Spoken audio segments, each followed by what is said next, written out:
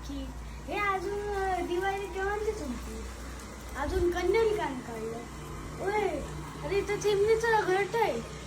तर मंडळी ह्याचं खरा कारण म्हणजे पिलूचो जन्म धनत्रयोदशीचो 1 महिन्याचा झाल्यापासून तेका या हलणारा कंदील बघूक खूप मजा यायची आणि ता तेका बघून हसायचा.